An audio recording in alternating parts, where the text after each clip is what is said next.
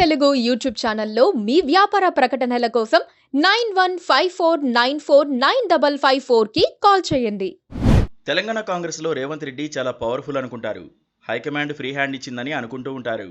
కానీ రేవంత్ రెడ్డిని ఎక్కడ ఉంచాలో హైకమాండ్ అక్కడే ఉంచుతోంది అనడానికి అనేక సాక్ష్యాలు ఉన్నాయి.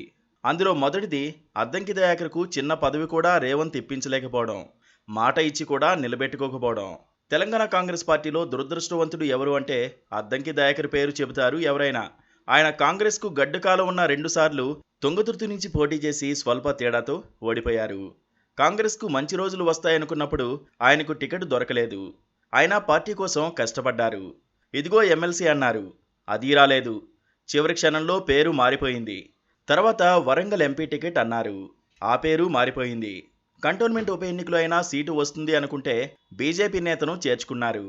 అద్దంకి దయాకర్కు సీటు లేదని చెబుతున్నారు.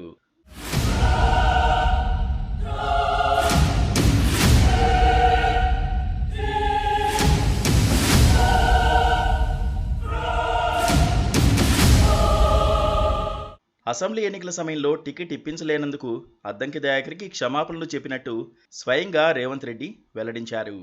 కాంగ్రెస్ అధికారంలోకి రాగానే ఎమ్మెల్సీగా గెలిపించుకుంటామని రేవంత్ బహిరంగంగానే ప్రకటించారు. ఎన్నికల ప్రచారంలో కూడా తనతో పాటు తిప్పుకున్నారు. కానీ ఇప్పటి వరకు మాట నిలబెట్టుకోలేకపోయారు.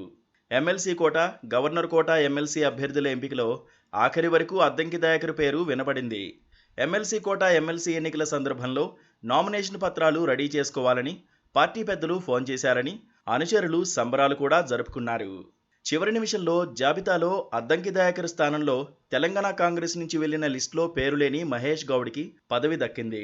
రాజ్యసభ ఎన్నికల్లో అద్దంకి దయాకర్కి అవకాశం దక్కుతుందేమో అనుకున్నారు. కానీ రేణుకా చౌదరి, అనిల్ కుమార్ యాదవ్ల పేర్లు ఫైనల్ అయ్యాయి. ఈ నేపథ్యంలో రిజర్వ్డ్ స్థానమైన వరంగల్ నుంచి పార్లమెంట్ ఎన్నికల్లో పోటీ చేయాలని అద్దంకి దయాకర్ అనుకున్నారు. కానీ బీఆర్ఎస్ నుంచి వరంగల్ సిట్టింగ్ ఎంపీ కాంగ్రెస్లోకి రావడంతో ఆయనకే టికెట్ ఇవ్వాలని అధిష్టానం భావిస్తోంది. అద్దంకి దయాకర్ రాజకీయ భవిష్యత్తు కాంగ్రెస్ పార్టీతోనే ప్రారంభమైంది. 2014-2018 అసెంబ్లీ ఎన్నికల్లో తుంగతుర్తి నుంచి కాంగ్రెస్ అభ్యర్థిగా పోటీ చేసి స్వల్ప ఓట్ల తేడాతో ఓడిపోయారు.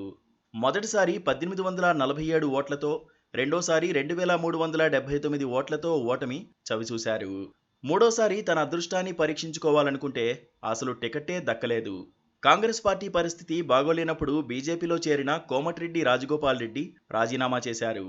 ఉప ఎన్నిక వచ్చిన సమయంలో రేవంత్ రెడ్డి మునుగోడ్లో సభ ఏర్పాటు చేశారు.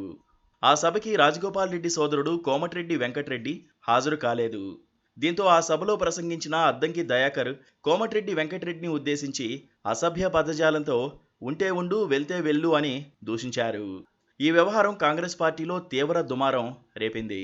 అద్దంకి బేషరతుగా కోమటిరెడ్డి వెంకటరెడ్డికి క్షమాపణలు చెప్పారు. అయినప్పటికీ అద్దంకి టికెట్ రాకుండా కోమటిరెడ్డి బ్రదర్స్ అడ్డుకున్నారని, ప్రస్తుత తుంగతుర్తి కాంగ్రెస్ ఎమ్మెల్యే మందుల శామ్యూల్ని బీఆర్ఎస్ నుంచి పార్టీలోకి తీసుకొచ్చి టికెట్ ఇప్పించడంలో చక్రం తిప్పారని చెప్పుకుంటారు.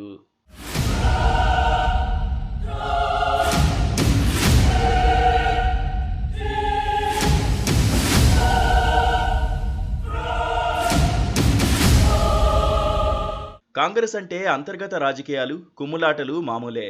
కానీ పార్టీనే నమ్ముకుని ఉన్న ఓ దళిత నేతను ఇన్నిసార్లు ఆశపెట్టి నిరాశకు గురిచేయడం ఖచ్చితంగా కాంగ్రెస్ పార్టీకి అంత మంచిది కాదు.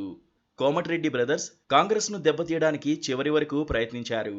చివరికి కాంగ్రెస్ గెలుస్తుందన్న అంచనాకు వచ్చిన తర్వాతనే మళ్లీ వాళ్లు పార్టీ వైపు యాక్టివ్ అయ్యారు. వారిని చూసుకుని అద్దంకి దయాకర్ వంటి నేతలకు అన్యాయం చేయడం కాంగ్రెస్ పార్టీకి ఎంత మేలు చేస్తుందో కానీ కేడర్కు మాత్రం తప్పుడు సంకేతాలు పంపినట్లు అవుతుందన్న అభిప్రాయం వినిపిస్తోంది.